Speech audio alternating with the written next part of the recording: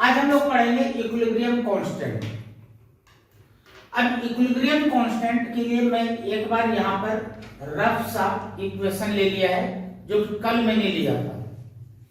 जब भी equilibrium constant हमें निकालना होता है तो आपको क्या याद रखना है कि जो प्रोडक्ट है इसका कंसंट्रेशन डिवाइडेड बाय रिएक्टेंट का कंसंट्रेशन, यानी कि प्रोडक्ट के कंसंट्रेशन को डिवाइड करना है रिएक्टेंट के कंसंट्रेशन से, और इसके ऊपर इसका पावर बनेगा जो इसका स्टोइकियोमेट्रिक कोफिशिएंट है।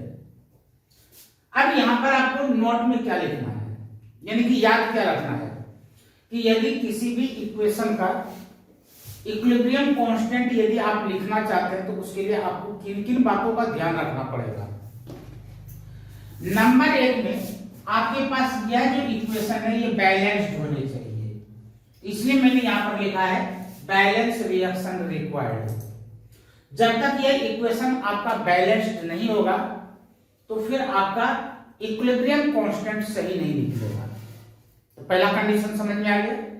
सेकंड नंबर में हमें यहां पर लेना पड़ता है रेशियो किसका, तो कंसंट्रेशन ऑफ प्रोडक्ट यदि एक से ज्यादा है तो आप यहां पर प्रोडक्ट्स कर दें, क्योंकि यहां पर एक था इसलिए मैंने यहां पर प्रोडक्ट लिखा था।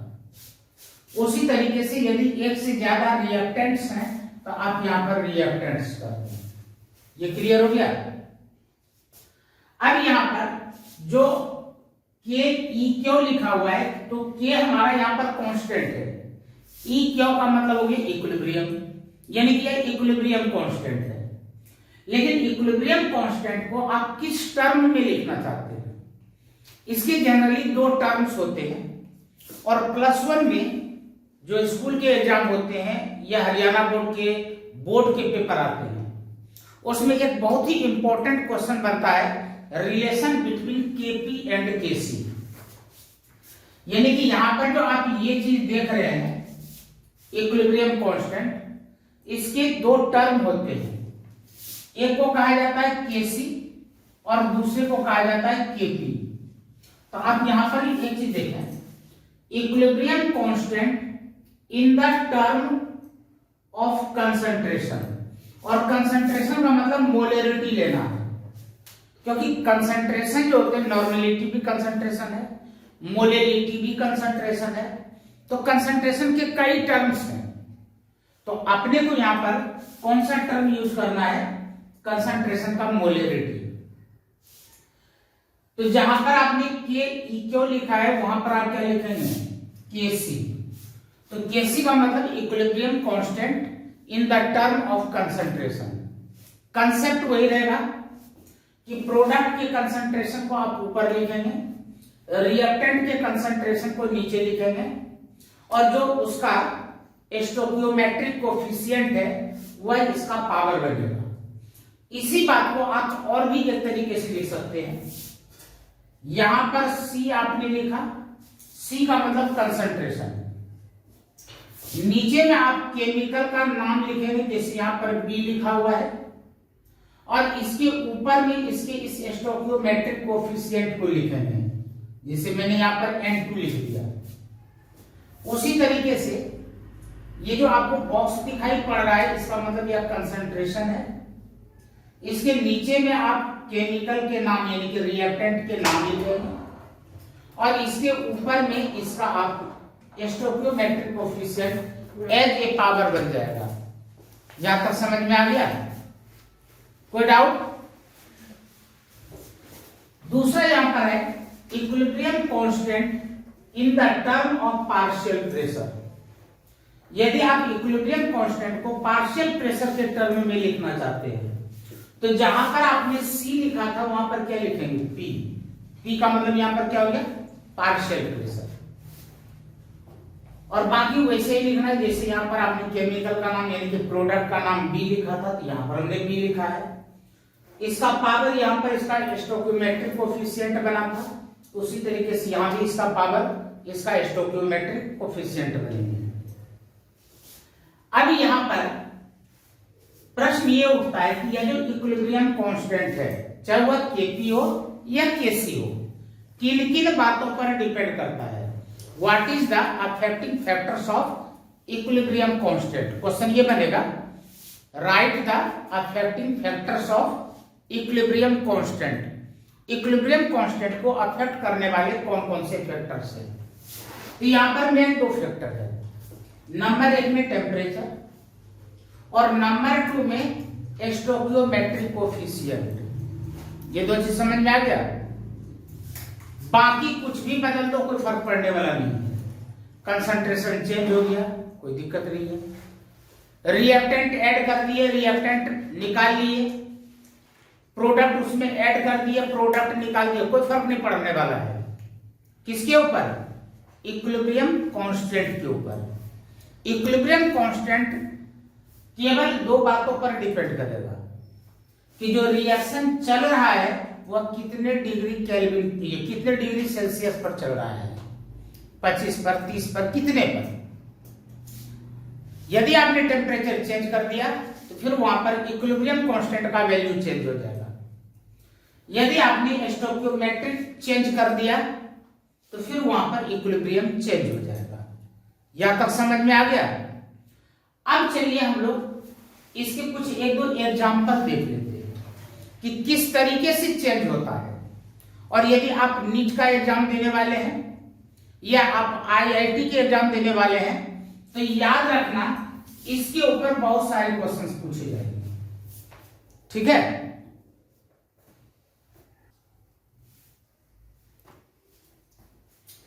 यहां पर क्या है कि जो इक्विलिब्रियम कांस्टेंट होता है, अभी थोड़ी देर पहले हम लोगों ने पढ़ा था कि इक्विलिब्रियम कांस्टेंट दो बातों पर डिपेंड करता है।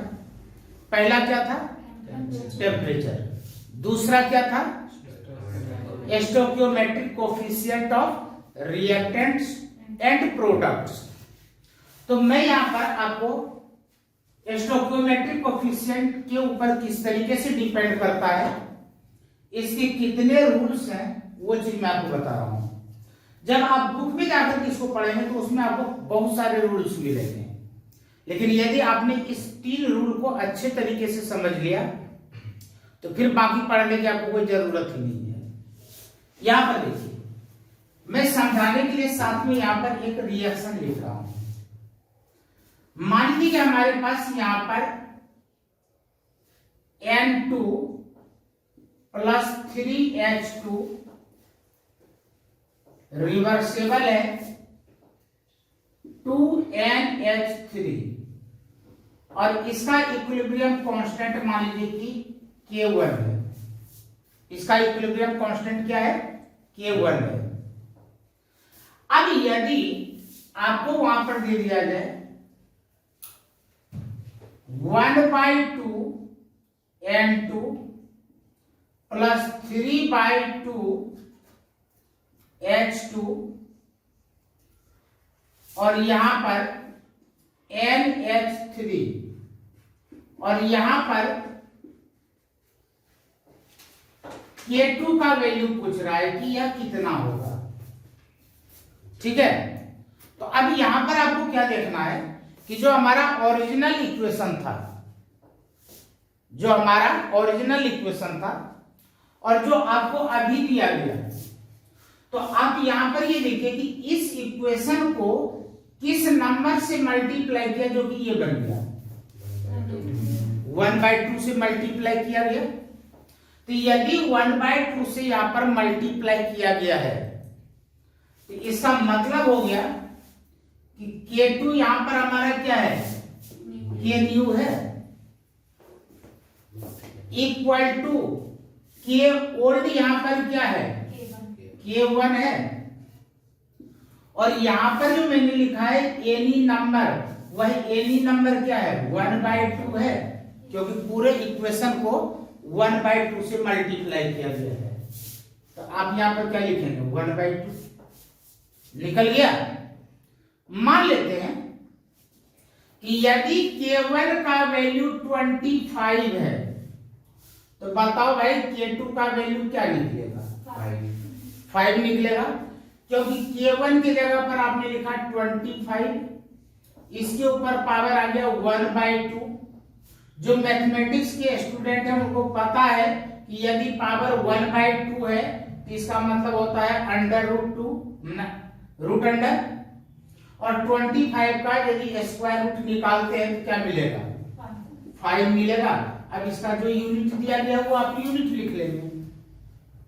किसी को कोई डाउट? तो फर्स्ट रूल सबों के समझ में आ गया। अब चलते हैं सेकेंड रूल की ओर। अब यहां पर देखिए सेकेंड रूल। सेकेंड रूल में क्या कहा जा रहा है कि जो आपका ओरिजिनल इक्वेशन है, यदि इसी इक्वेशन को रिवर्स करते हैं, उल्टा करते हैं, तो उल्टा करके देखते हैं। मैंने यहां पर लिखा 2NH3 reversible N2 plus 3H2, और यहां पर कहा जा रहा है कि K3 का वैल्यू क्या होगा। तो देख लीजिए, इस इक्वेशन को ही यहां पर रिवर्स करके लिखा गया है। तो आप यहां पर क्या लिखेंगे? K3। K3 क्या हो गया? आपका K न्यू हो गया क्या? इक्वल टू 1/K1 लिखेंगे, क्योंकि K1 आपका यहां पर देख लीजिए क्या है? K ओल्ड हो गया। यदि मान लीजिए कि K1 का वैल्यू मैंने वहां पर 25 दिया है, तो आप क्या लिख सकते हो? 1/25 लिखा जाएगा क्या? सबों के समझ में आ गया? वंश यस सर। उधर भाई पीछे आप दोनों को ये सेकंड रूल भी अच्छे तरीके से क्लियर हो गया। अब हम लोग बात करेंगे थर्ड में देख लेते हैं कि क्या हो रहा है। ये तो हो गया फर्स्ट का एग्जांपल, फर्स्ट रूल का। ये हो गया सेकंड रूल का एग्जांपल। अब थर्ड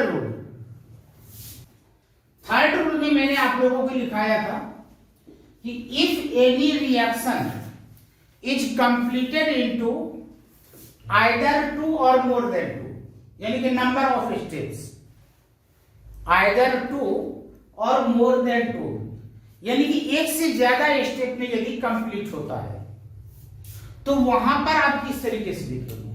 मैंने यहां पर एज्यूम कर लिया कि ए नाम का कोई केमिकल है, जो कि यहां पर ये बी बना रहा है। बी नाम का कोई जो ये प्रोडक्ट हमें मिला, ये फिर कन्वर्ट हो गया सी में। ये जो सी प्रोडक्ट मिला, ये कन्वर्ट हो गया डी में। तो यहां पर कितने स्टेप में कंप्लीट हुआ? 3 स्टेप्स में। इसके लिए इक्विलिब्रियम K1 है, इसके लिए इक्विलिब्रियम K2 है, इसके लिए इक्विलिब्रियम कांस्टेंट K3 है। और आपसे पूछा जा रहा है कि if A is convert into D, तो यहां पर K का वैल्यू क्या होगा? रिजल्टेंट आपको K निकालना है। इसका नाम मैं यहां पर K लिख देता हूं। तो यदि आपको ये लगता हो कि नंबर ऑफ स्टेप्स में कोई रिएक्शन हो रहा है, यदि आपको ये लगता हो कि नंबर ऑफ स्टेप्स में कहीं पर रिएक्शंस हो रहे हैं, तो यहां पर सिंपली क्या करना है? ये न्यू हो गया, it is equal to the product of all equilibrium constant of each steps, K1 into K2 into K3। यहां तक समझ में आ गया? यहां पर मैंने आपको 3 क्वेश्चंस दिए हैं। तीनों क्वेश्चन में लगभग आपको इक्विलिब्रियम कांस्टेंट ही निकालने हैं। अब यहां पर देख लीजिए, बात को समझिए। क्वेश्चन फर्स्ट को मैं यहां पर सॉल्व कर रहा हूं। क्या है? ये हमारे पास H2S है, जो कि यहां पर डिकम्पोज हुआ। अब यहां से इस प्रोडक्ट को उठाया गया, यहां पर आया, और फिर यह फर्दर डिकम्पोज हुआ। और यहां पर यदि चेक करें तो क्या हो रहा है कि HS1 निगेटिव, HS1 निगेटिव, ये कैंसिल हो गया। तो यहां पर H2S मिला। यहां पर 1H और 1H 2H पॉजिटिव मिला और यहां पर H2 निगेटिव मिला। इससे क्या पता लगा कि ये हमारा फाइनल रिएक्शन है और ये फाइनल रिएक्शन 2 स्टेप में कंप्लीट हुआ। तो बताइए यहां पर जो मैंने आपको 3 रूल्स बताए थे उसमें से कौन सा रूल अप्लाई होगा? थर्ड अप्लाई होगा, क्योंकि थर्ड में मैंने आपको क्या कहा था, if any reaction is completed into number of steps. तो जो ये वाला रिएक्शन है यह 2 स्टेप में कंप्लीट हो रहा है। तो मैं इसके लिए जो इसका इक्विलिब्रियम कांस्टेंट होगा मैं यहां पर लिखता हूं के न्यू। क्या हो जाएगा? K1 into K2। क्लियर हो गया क्या? किन्हीं को कोई डाउट? समझ में आ गया? अपने को यही सीक्वेंस समझना है। क्या होता है कि पेपर में सीक्वेंस को उल्टा पुल्टा कर दिया जाता है। अब जैसे हम लोग सेकंड के बारे में बात कर लेते हैं, ये तो हमारा हो गया फर्स्ट। सॉल्व करने से पहले बात को समझना पड़ेगा। देखो भाई, यहां पर हमारे पास H2S है, तो 2 हाइड्रोजन को इसने अलग कर दिया और सल्फाइड अलग हो गया। तो ये तो हमारा ये वाला चीज बन गया ना। जरा ध्यान से देखो, ये वाला जो इक्वेशन है ये हमारा क्या हो गया? ये तो हमारा फाइनल वाला बन गया, ये बन गया। अब यहां पर जरा चेक करो, H2S एक H पॉजिटिव बना प्लस में HS1 निगेटिव, यानी कि ये क्या है? ये इसका पहला वाला है क्या? तो ये हकीकत में क्या है? हमारा फर्स्ट स्टेप है। ये हकीकत में क्या है? First step. और ये हकीकत में कौन सा स्टेप है? Second step. तो यदि उस हिसाब से देखा जाए, इसका मैं यहां पर नाम लिख देता हूं के न्यू, क्योंकि जो मेरे से पूछ रहा है उसका मैं नाम रखता हूं के न्यू। अब फाइनल तो हमारा ये है, तो क्या बनेगा? K1 किसके बराबर होगा? K2 इंटू के न्यू के बराबर होगा क्या? क्योंकि ये दोनों तो हमारा स्टेप्स हो गया और ये हमारा फाइनल हुआ। और फाइनल किसके बराबर होता है? इन स्टेप्स के प्रोडक्ट के बराबर होता है। ठीक है, तो आप क्या करेंगे कि क्वेश्चन चाहे जैसे भी उल्टा पुल्टा करके दिया गया हो उसको आप अपने हिसाब से सीधा कर लो। अब मैथमेटिक्स आप जानते हैं, आपको निकालना क्या है? के न्यू निकालना है। तो बताओ भाई, अब के न्यू का वैल्यू क्या हो जाएगा? K1 bye K2। तो ये आपका क्या हो गया? आंसर हो गया। देखिए, पहला ही क्वेश्चन दूसरा भी था, लेकिन पूछने का पैटर्न चेंज कर दिया। अब हम लोग बात कर लेते थर्ड। अब यहां पर समझिए, अब उसी तरीके से इसको पहले चेक करो। यहां पर H2CO3 है, तो दोनों हाइड्रोजन तो इसने निकाल ही दिया और कार्बोनेट भी इसने निकाल दिया। तो इसका मतलब ये क्या हो गया? ये तो फाइनल हो गया। ये वाला पोर्शन हमारा क्या हो गया? फाइनल हो गया। ऐसे हमें एनालिसिस करना है। चलो, यहां पर H2CO3 था, इसमें से देखो एक H पॉजिटिव निकाला है क्या? इसका मतलब क्या हो गया? ये फर्स्ट स्टेप हुआ। इसका मतलब ये क्या हुआ? फर्स्ट स्टेप हुआ। तो सेकेंड स्टेप में क्या होना था?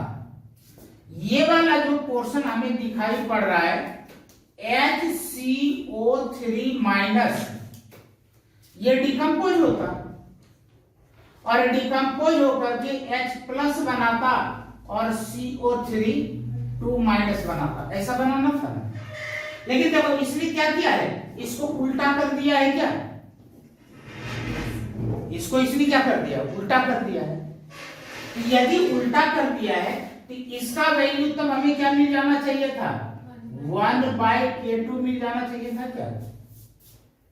तो ये हमारा हो गया फर्स्ट स्टेप और ये हो गया हमारा सेकंड स्टेप और ये हमारा क्या हो गया? फाइनल। तो फाइनल किसके बराबर होता है? पहले स्टेप और दूसरे स्टेप के बराबर होता है। तो पहला स्टेप तो हमें पता ही नहीं है, जिसका नाम मैं लिखता हूं के न्यू। इसका मैंने नाम क्या दे दिया, के न्यू, न्यू यानी कि न्यू इक्विलिब्रियम कांस्टेंट। सेकेंड हमें क्या मिला है, 1/K2। बताओ भाई के न्यू का वैल्यू क्या आएगा, K1 इंटू K2 आ जाएगा, क्योंकि क्रॉस मल्टीप्लाई कर दो। तो के new equal to K1 into K2 मिला क्या? अब कुछ समझ में आया? अब इस तरीके के कुछ क्वेश्चंस होंगे तो मुझे लगता है कि आप लोग सॉल्व कर लेंगे।